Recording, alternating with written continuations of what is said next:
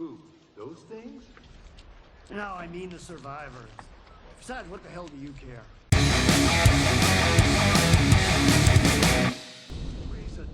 Mick Fraser, we are here to talk about a game that sounds familiar. It is Deadlight Director's Cut. I don't know where to start, because I vaguely remember this game, and I remember quite liking it. But Mick, can you refresh our memory as to, well, what it is to begin with? Yeah, I think everybody quite liked it, actually. It was 2012, if my memory serves. Really? Yeah, so it's not... 4 years ago. Jesus. So it's a side-scrolling, post-apocalyptic zombie sort of survival game. They were kind of all the rage back then, weren't they? Yeah, they were. And it's pretty good, actually. As the crop was, it's quite good. So it came out. Tequila Works developed it. If you remember, and I think it was a 360 exclusive, and they released it on Steam, and now they've done it on Xbox One, and it's been re-released on Steam. I have a question right here, actually, because as you're describing it, I'm remembering it. There's two things I remember about it now. Okay, one is that it was visually quite striking, and two is that it wasn't very long. No, it's not very long. No, I think you can do it in sort of between 2 and 4 hours. Yeah. I vaguely remember because I reviewed the original for someone. I can't even remember what. It was a long time ago now. I did look up our review, and Colin Mahern reviewed it for us. I think he gave it a 7 out of 10. Yeah, I think I gave it somewhere around then, and I think I did it. I think I completed it the first time. 100%ed it. And it took me about 2 and do you know? Yeah, I think it took me 2 hours and 47 minutes. That number's floating in my brain, so it's not a very long game, but it's for what it lasts. It is high quality. But am I correct in saying that the game that you've reviewed here, the Director's Cut, is a disc-based game? Yeah, it's retail for some unknown reason. Which seems really strange to me, because I think it's on sale for 15 or 16 quid. I don't quote me on that, but yes, consider it's a disc-based. I mean, they've added an extra mode to it, but the extra mode is very, very bare bones. It's a very small sort of survival mode. You're just sort of in a hospital, because just a bit of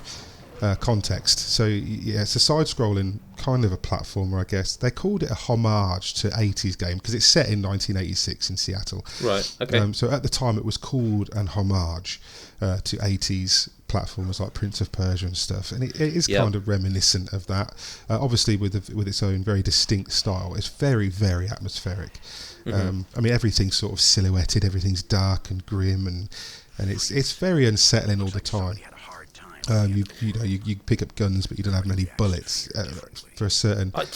The more you say, I really liked this. Yeah, I really enjoyed it. Yeah, but it doesn't last long enough. That's the only. That's what I remember going away from it thinking. Yeah. Yeah, it's got the bare bones of a really good story, where you've got this really grizzled protagonist who's got a past that even he can't understand, and you've got all these sub characters that sort of only appear right before they die. Who he's known for several months, since the 145 days, I think, since the outbreak of this zombie virus. Okay. Every time he meets someone, they sort of die straight after. And so there's kind of this potential where I think if they really had tried, or maybe had the budget, or maybe, I don't know what the real story behind it was, but they probably could have squeezed a decent 6 to 8 hour game with a really decent story out of this. Right. It seems really strange to me that this is coming out now. It makes me wonder if it's a tester to see if there is potential for like a follow-up or something, because it's, again, maybe you know more about this than I do, but to me it seems very random.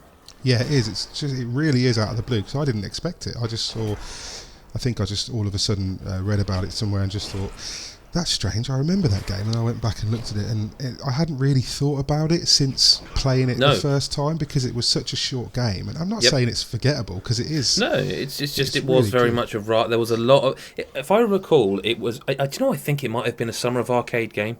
It was a Summer of Arcade because game. Xbox That's exactly did right. that. Yeah, I thought so, because they did that Summer of Arcade, and it was always, I think, 4 or 5 really strong games that, like you say, not forgettable, but also not like, I don't know, you don't go away thinking about them in the way you think about Uncharted. So I guess what I'm asking is, I remember, and people are seeing the art style in action and seeing what the game is, but does it hold up? If you haven't played it, should you play it? And I guess, thirdly, what's director's cut about it? I think they've added, like I said, they've added a new mode. Sure. Now, I'm not entirely sure, but I remember in the PC version, there was an alternate ending. Okay. But I'm talking vaguely here because I can't remember what the real ending was and what the alternate ending was. I think you had to complete it on Nightmare. I think they might have included the alternate ending in it, which it doesn't actually add any gameplay, but it does add it's like a different way of looking at the story. It's very clever. I can't say anything without spoiling the story if people haven't played it, but it's quite a clever alternate ending. Like I said, they've added the survival mode, which is just basically they plonk the main character in a hospital and you've just got to survive for as long as you can. I think I've survived for about 2 whole minutes so far through several hours of trying. And so, yeah, I think that's all they've added. Then obviously they've improved the visuals and that sort of thing. And but it's not a director's cut in as much as like if you watch a movie and it's director's cut, it's like half an hour longer. It's still the same. Yeah, there's nothing. I don't think there's anything extra in it. I haven't noticed anything extra. I mean, I've sorry. Is it still good though? I mean, like, because you mentioned how, like, you know, we both pretty much 100% it the first time. Is it still do that for you? Yes, it's still good. It's still it's still very compelling, and because it's been obviously 4 years since I last played it, it's quite nice to pick it up and go through it again. And I'm remembering things and thinking, I remember thinking that was really good last time. And I also remember thinking that the middle section in the sewers was a bitch the first time, and it's still a bitch now. It's quite trial and error-y, but yeah, it's good. I mean, it's quite reminiscent. When you said earlier about how it might be a tester to see if there's life in it, and I mean, when you look at recently, we've had Shadow Complex remastered. We've had the Flashback remastered since this came out. What was the Ninja one? Not Mark of the Ninja. No. There was one remastered. The Capcom one. Yeah. I can't remember what it's called. I want to say Shinobi, but it's not Shinobi. No, and then we've had, obviously, the Assassin's Creed has done the side-scrolling. Side-scroll, yeah. So it kind of like, they might be thinking, I really hope that Tequila Works and Microsoft are thinking there might be potential for a more fleshed out, maybe even just not necessarily a direct sequel with the same characters, but just taking the idea.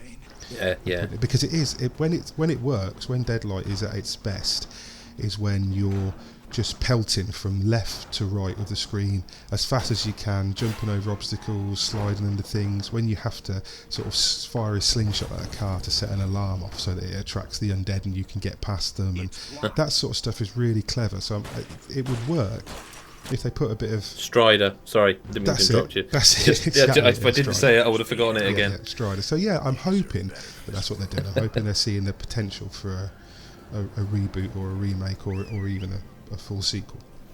So I guess we should close it out with the question that always kind of has to be asked with remasters then. Like, obviously it was always a very good game.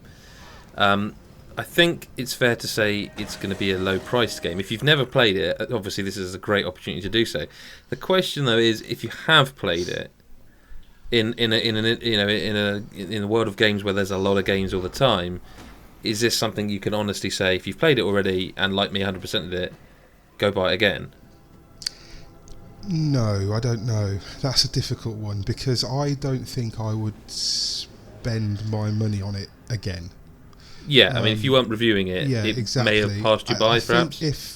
If you've never played it, it's worth playing. I wish it was. It would make it, for some reason, so much easier to recommend if it was a digital-only game. If I could just say, yeah, if you've got a 15 quid spare, download it. You might play it, but being retail, it's weird because that's. I mean, I presume you can still. You can buy it digitally because everything's digital, but it's a really weird disconnect. Yeah, this is a disc, isn't it? It's very strange, but no, I would say if you've never played it, it's worth. Especially if you do like zombie games and you like side-scrolling platformers and you're into that whole resurgence we've had recently, then I would recommend it definitely.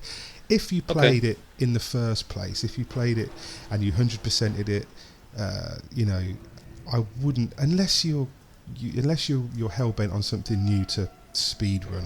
I don't know what the maybe if it's like a game you can 1,000 point on the gamer score thing. Exactly. It's quite easy. I think there was one achievement I couldn't get the first time. I think I was the same. It needed something to happen on the leaderboard that I couldn't be arsed with. Yeah. But yeah, so if you've never played it, play it. If you have played it, tread carefully, I'd say. I mean, if you're hankering after it and you miss it and you think I wouldn't mind playing that again, then by all means I would say. But not enough has changed, not enough has been added for me to wholeheartedly recommend going out and spending money on it a second time.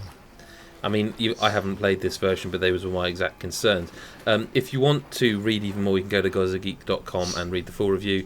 You can follow Mick at Jedi_beats_tank. I think I got that right. You keep telling me to change it. I do, yeah. You should change it. Now they've heard it on the video, everyone can tell you to change it.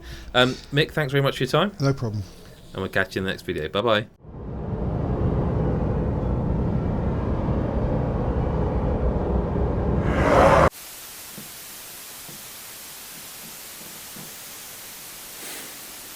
Should have backed the GodisaGeek Patreon.